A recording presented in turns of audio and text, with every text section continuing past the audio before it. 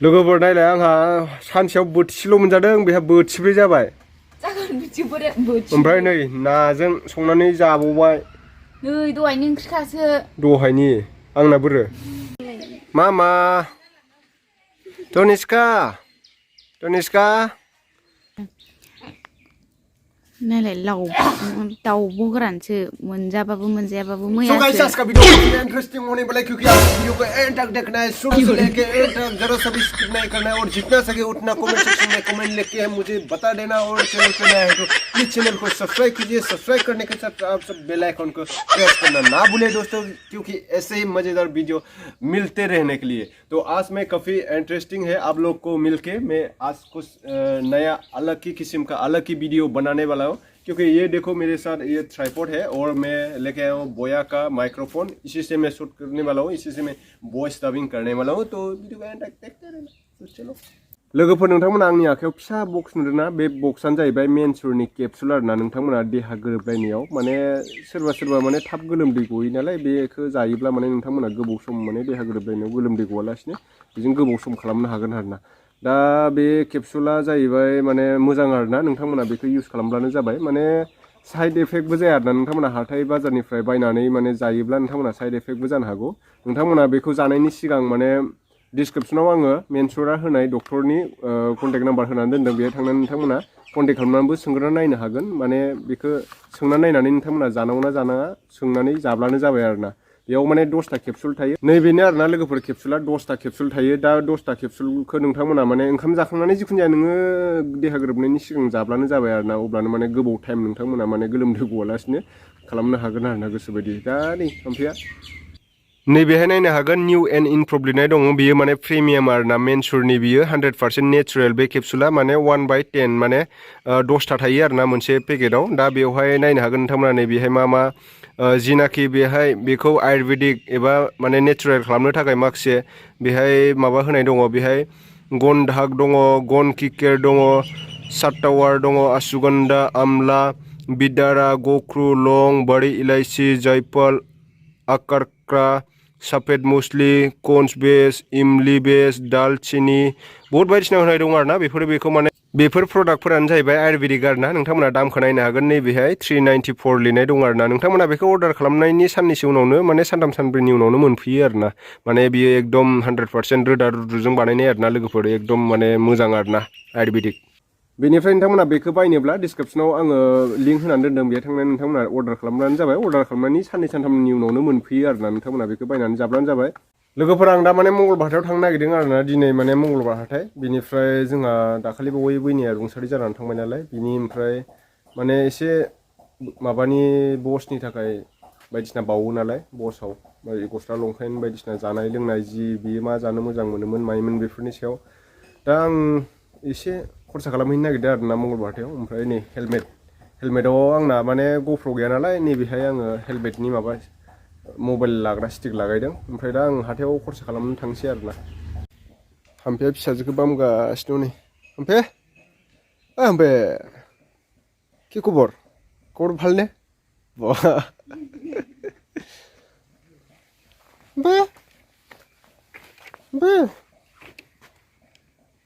ओरैसै नायलाय बाला गाज्रिथार ओमफ्राय माराम मामा तनिष्का फैदो जोंहा हाथायाव थांसै हाथायाव मंगलबार हाथायाव हाम्फेया गैया थांनो मोनला आंहा नै सिख्लाफोर लोगो हमनो थांसैलाय लोगोफोर हाथायाव सिख्लाफोर लेंहरगासिनो आंखौ थांनोसै आङो दायो लोगो हमनो लोगोफोर माने बैनायनि माबा दं आरोना बस दं बिनिनो आङो एसे खरसा खालामनो थांनो नागिरदों आरोना हाथायाव अलसियासो नोङो दा आङो लाना फैनोसै र' ड्रेस बायदिसिना बायनानै लाना फैनांगौ ओमफ्राय बसाव बावगोन नालाय थाथ' नोंहा सिख्लाफोर लोगो हमनो थांसै मारै थायोबा नोङो लाइन हराव हरावलाय बावसो खौबा भिडिअ कलिं रायलाय खुमावबावसो खाम्फेया पात्ताखौनो मोना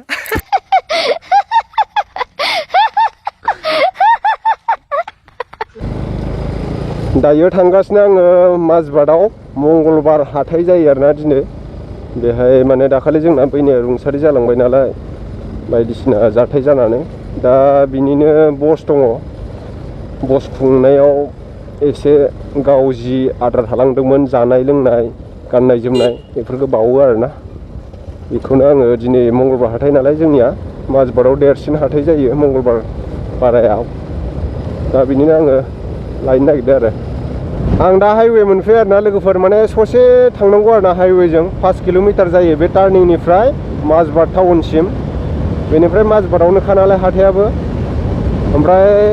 बिग्राय थांफायोनो उइस बक्स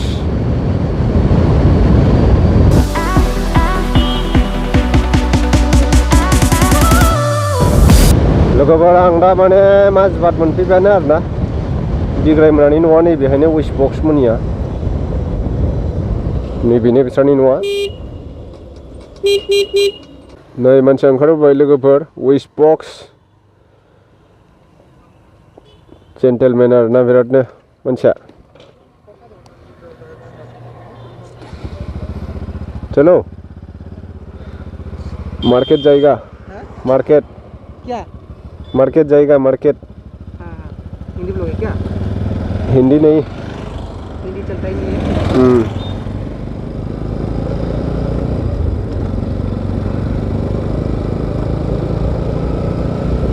बारा मानसि जादोंना जायाखैथाय दिनै हाथायाव जागोन मागोनि मा सानदों नोंलाय आच्छा मागोथ' आरो मागो गैलानो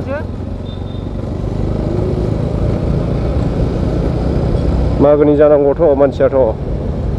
मानसि बिर जानांगौ आरोना मंगलबार हाथाय थांग्रा लामा बियो बिराद बिर जायो आरोना मंगलबार होनबाथाय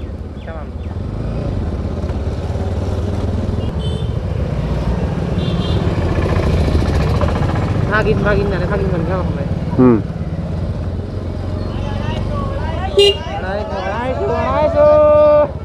जों दा मोनफैबाय हाथायाव 100-100बो होनो 200-250बो होनो 300-300बो होनो ड्रेसफोरखौ आरोना गस्लाफोरखौ हरेक माल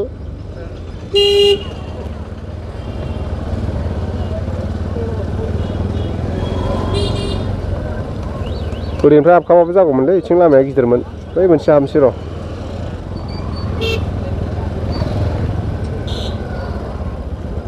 नैबे मोनसे हाबनोसै बाइकखौ होमबा बैयाव दोनहैनोसै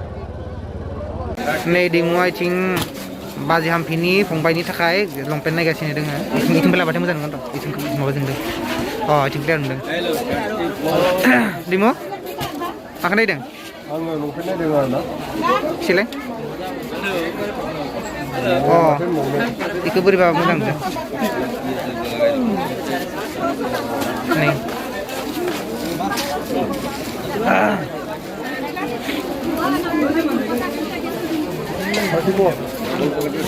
बेसेबां साइज गानो मिथियो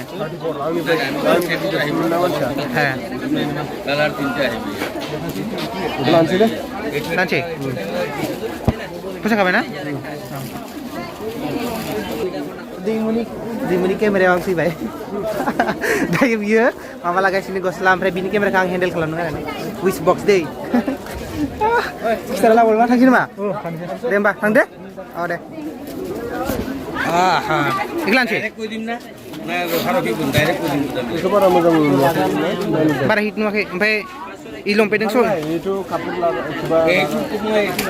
এইটো মাল ল পিছত বেয়া হ'লে মোক কবি আহি নহয় নহয় এইটো মাল মানে প্লাষ্টিকত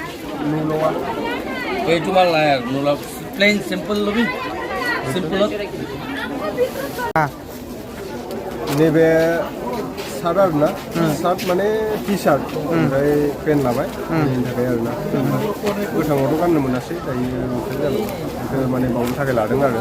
बेनिफ्राय सेन्देल लाबावनांगौ दङ माला दङ ओमफ्राय माबाया शुक्रबारै दिनै मंगलबार शुक्रबार ना दे एने स्केन खालामसिगोन आमेथ' लुट लिया लोगोफोर माने गस्लाखौ लाखांबाय बेनिफ्राय दायो सेन्देल लाबाय आरोना जोङो नैबेखौ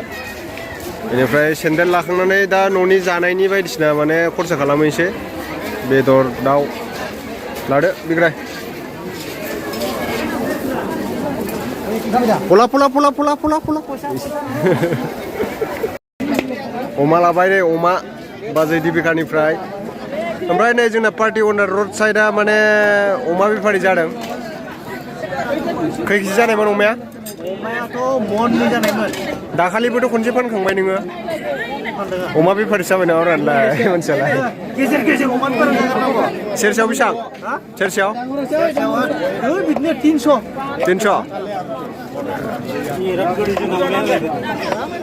हा गोदाला दानख्रेबना हर दानख्रेबनानै गोदाला माने बेसेबां गोदाहैबाय थागोन रा न'आव गोदादोलै मिथिबाय खोनाबाय लोगोफोर नायलाय आंहा सानसेयाव बोथिसेल' मोनजादों बेहा बोथिब्रै जाबाय ओमफ्राय नै नाजों संनानै जाबावबाय नै दहायनि ओंख्रिखासो दहायनि आंना बोरो आंना मा बिहरदों नै आंनाव लोगोफोर लकेल दाउ नै हामफेया खालि लकेल दाउल' जायो ओमफ्राय अमा दं बेहाय थफ्ला थफ्लि माबा माबि हेन टेन थाबोलायबाय 5000सो हाथाय खनसे खालामबाथाय थाबोखायो गोगोमनो मानो मा बायनो नोंनो बादामालि लाबोदों बादामालि बादामालि गाननायनिबा ओरैसै डाइलगफ्राथ' मा होनबावगोन